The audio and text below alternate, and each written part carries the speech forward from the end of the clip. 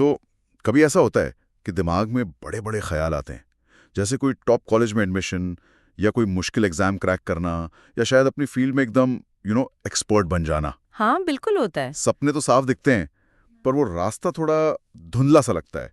समझ नहीं आता कि भाई पहला कदम कहाँ रखें।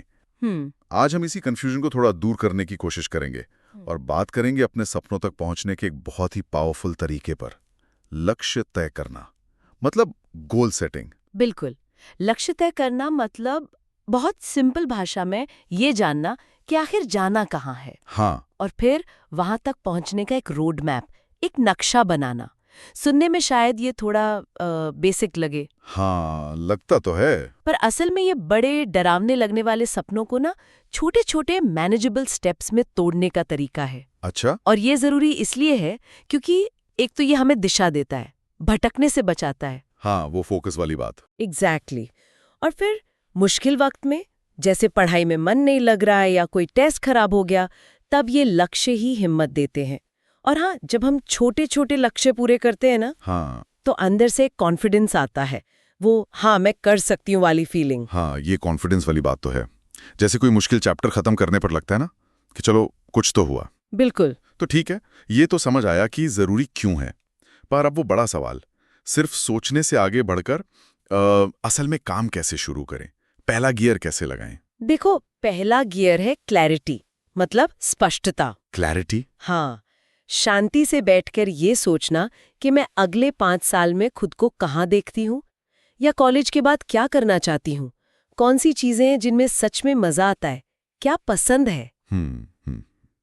अपनी पसंद नापसंद समझना। बिल्कुल, अपनी रुचियों को, अपने वैल्यूज को समझना।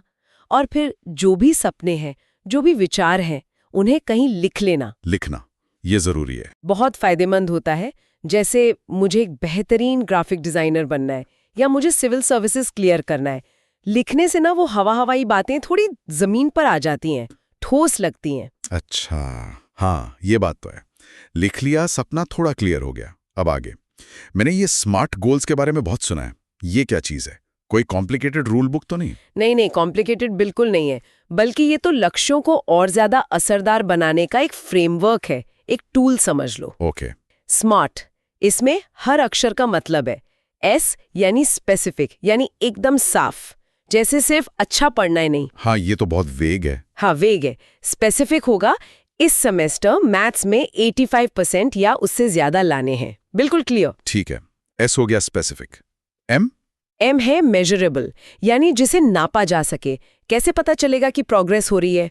तो हर हफ्ते फिजिक्स के 20 प्रॉब्लम सॉल्व करूंगी, इसे आप ट्रैक कर सकते हो। अच्छा, नाप सकते हैं। ओके। ए मतलब अचीवेबल, यानी जो हासिल करने लायक हो।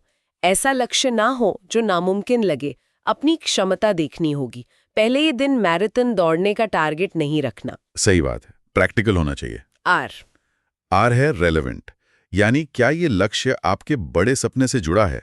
अगर आपको डॉक्टर बनना है तो फ्रेंच सीखने का लक्ष्य उतना रेलेवेंट शायद ना हो जितना बायोलॉजी पर फोकस करना। समझ गया, मतलब बड़े गोल से लिंक होना चाहिए। और टी मतलब टाइम बाउंड, समय सीमा तय होनी चाहिए। कब तक पूरा करना है? अगले 6 महीने में मुझे कोडिंग का ये बेसिक कोर्स खत्म करना है। इससे एक अर्जेंसी बनी रहती है। वाह, SMART, specific, measurable, achievable, relevant, time bound. ये तो वाकई बहुत प्रैक्टिकल तरीका लगा, है ना? पर फिर भी जैसे आपने कहा, कुछ लक्ष्य बहुत बड़े होते हैं। जैसे कोई बड़ा एंट्रेंस एग्जाम क्लियर करना, वो इतने बड़े लगते हैं कि स्मार्ट बनाने के बाद भी शुरू करने में डर लगता है। बिल्कुल सही कहा, वो एक पहाड़ जैसे लग सकते हैं, और इसीलिए अगला कदम बहुत ज्यादा जरूरी है। वो क्या है? वो है उस बड़े पहाड़ को छोटी छोटी पहाड़ियों में तोड़ना, मैनेजेबल हिस्सों में बांटना। जैसे सीढ़ियां चढ़ते हैं ना, एक एक कदम करके, वैसे ही अगर लक्ष्य IIT में जाना है तो उसे ऐसे तोड़ सकते हैं। पहला कदम 11वीं और 12वीं का सिलेबस अच्छे से समझना और पूरा करना। ठीक है। दूसरा कदम, रोज कम से कम 2 घंटे सेल्फ स्टडी करना, जिसमें प्रॉब्लम सॉल्विंग शामिल हो। तीसरा, हर महीने एक फुल लेंथ मॉक टेस्ट देना और उसे एनालाइज करना। अच्छा। जब आप एक एक कदम पूरा करते जाते हैं तो लगता है कि हाँ, सफर मुश्किल है, पर नामुमकिन नहीं। मंजिल उतनी डरावनी नहीं लगती। हाँ, छोटे छोटे माइलस्टोन्स पार करने वाली फीलिंग आती है। बिल्कुल। और इन छोटे कदमों पर लगातार चलने के लिए, मतलब डिसिप्लिन बनाए रखने के लिए एक प्लान भी तो चाहिए होगा। वरना क्या होता है ना, रोजमर्रा की भागदौड़ में कभी दोस्तों का प्लान बन गया, कभी कुछ और। सही कहा। और चीजें छूट जाती हैं। बिल्कुल। यहीं पर काम आती है कार्य योजना, यानी एक एक्शन प्लान। एक्शन प्लान मतलब एक टू डू लिस्ट या एक टाइम टेबल। रोज क्या करना है, इस हफ्ते के क्या टारगेट है, इस महीने क्या खत्म करना है। टाइम मैनेजमेंट की टेक्निक्स अपना सकते हैं, जैसे वो पोमोडोरो टेक्निक होती है। हाँ, सुना है। 25 मिनट काम, 5 मिनट ब्रेक। हाँ, वही। 25 मिनट फुल फोकस से काम, फिर 5 मिनट का छोटा सा ब्रेक। इसे लंबे समय तक बिना थके पढ़ना या काम करना आसान हो जाता है। और आजकल तो बहुत सारे डिजिटल टूल्स, एप्स भी हैं जो इसमें मदद करते हैं। हाँ, वो तो है। तो एक प्लान होना और उसे फॉलो करने की कोशिश करना आपको ट्रैक पे लगता है। प्लान तो बन गया, सब सेट। पर फिर आता है असली विलन। कौन? जेब में रखा phone, notification, social media, reels, ध्यान भटकने का ये जो सिलसिला है, इससे कैसे लड़ें? ये तो आजकल मुझे लगता है सबसे बड़ी चुनौती है। हाँ, ये चुनौती तो है, मानती हूँ, पर नामुमकिन नहीं है। इसके लिए थोड़ा सा सेल्फ कंट्रोल, अनुशासन चाहिए। कैसे करें वो? कुछ सिंपल चीजें, जैसे पढ़ते समय फोन को या तो साइलेंट पे रख दे या हो सके तो दूसरे कमरे में ही रख दे। ओह, दूसरे कमरे में? ये तो मुश्किल है। मुश्किल है पर बहुत असरदार है। एक शांत कोना ढूंढें घर में जहां डिस्टर्बेंस कम से कम हो, और सोशल मीडिया, उसका टाइम फिक्स कर लें, जैसे दिन में आधा घंटा या 1 घंटा बस। ये छोटे छोटे बदलाव फोकस में जमीन आसमान का अंतर ला सकते हैं। कोशिश करनी पड़ेगी। अच्छा, और मान लीजिए इतनी सब कोशिश के बाद भी कभी फेल हो गए, कोई टेस्ट अच्छा नहीं गया या किसी दिन प्लान बिल्कुल फॉलो नहीं कर पाए, तब जो वो निराशा होती है ना? हाँ, वो होती है। उससे कैसे निपटें? देखिए, असफलता या प्लान से चूक जाना ये सीखने की प्रक्रिया का एक नॉर्मल हिस्सा है। इसे पर्सनल फेलियर की तरह ना लें, बल्कि रुक कर सोचें कि क्या गलत हुआ, कहाँ गड़बड़ हुई, क्या तैयारी कम थी, या सवाल समझने में गलती हुई, या शायद टाइम मैनेजमेंट ठीक नहीं था। एनालाइज करना मतलब? बिल्कुल, एनालाइज करें। चाहे तो अपने टीचर से बात करें या किसी सीनियर से या किसी भरोसेमंद दोस्त से फीडबैक लें। हर गलती एक सबक है कि अगली बार क्या बेहतर करना है। ये आपको गिराने के लिए नहीं, बल्कि और मजबूत बनाने के लिए है। सही कहा, फेलियर को एक फीडबैक की तरह लेना। एग्जैक्टली। लेकिन एक और सवाल, जब रास्ता बहुत लंबा हो, जैसे किसी बड़े एग्जाम की तैयारी महीनों, कभी-कभी सालों चलती है, हाँ, तो मोटिवेशन कैसे बनाए रखें? वो जो जोश शुरू में होता है वो धीरे धीरे कम होने लगता है। कभी-कभी लगता है बस अब और नहीं हो पाएगा। ये बहुत वैलिड पॉइंट है। इसके लिए सबसे जरूरी है अपने क्यों को याद रखना। क्यों? मतलब आपने ये सफर शुरू ही क्यों किया था?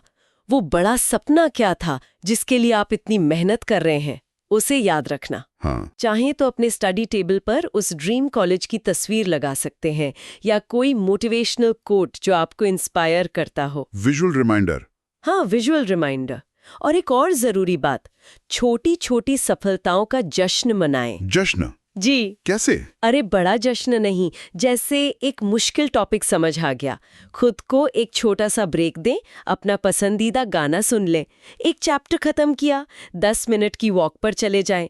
ये छोटी छोटी सेल्फ रिवॉर्ड वाली चीजें हौसला बनाए रखती हैं। ये अच्छा आइडिया है, मतलब खुद को पैट ऑन द बैक देना। बिल्कुल। अच्छा, एक आखिरी सवाल, क्या इसमें दूसरों की मदद लेना, जैसे दोस्तों से या टीचर से पूछना, ठीक है, या ये सोचना चाहिए कि नहीं मुझे सब खुद ही करना है? अरे, मदद मांगना तो बहुत जरूरी और बहुत अच्छी बात है।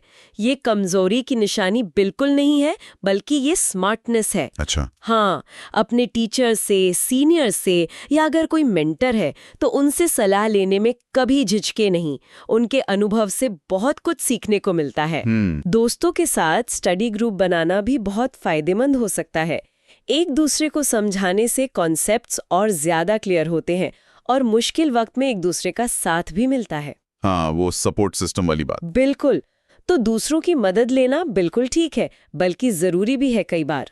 तो मतलब कुल मिलाकर बात यह है कि लक्ष्य निर्धारण सिर्फ सपने देखना नहीं है ना? बल्कि उन सपनों तक पहुंचने के लिए एक सोचा समझा प्रैक्टिकल रास्ता तैयार करना है। सही। अपने लक्ष्य को एकदम साफ साफ जानना, फिर स्मार्ट तरीके से उसकी प्लानिंग करना, अनुशासन रखना, ये जो ध्यान भटकाने वाली चीजें हैं इनसे बचना, और सबसे जरूरी असफलताओं से घबराना नहीं, उनसे सीखकर आगे बढ़ते रहना। शायद यही वो चाबियां हैं जो सपनों के दरवाजे खोल सकती हैं। बिल्कुल सही कहा आपने। याद रखें, हर बड़ी मंजिल की शुरुआत एक छोटे कदम से ही होती है। वो पहला कदम उठाना जरूरी है। हाँ। और लगातार छोटे छोटे ही सही पर सही दिशा में उठाए गए कदम आपको आपके सपनों तक जरूर ले जा सकते हैं। आप सब अपने सपनों को हकीकत बना सकते हैं, बस शुरुआत करने की देर है। बहुत खूब। उम्मीद है आपको इस बातचीत से अपने लक्ष्य तय करने और उन्हें पाने की दिशा में कुछ न कुछ जरूर मदद मिली होगी।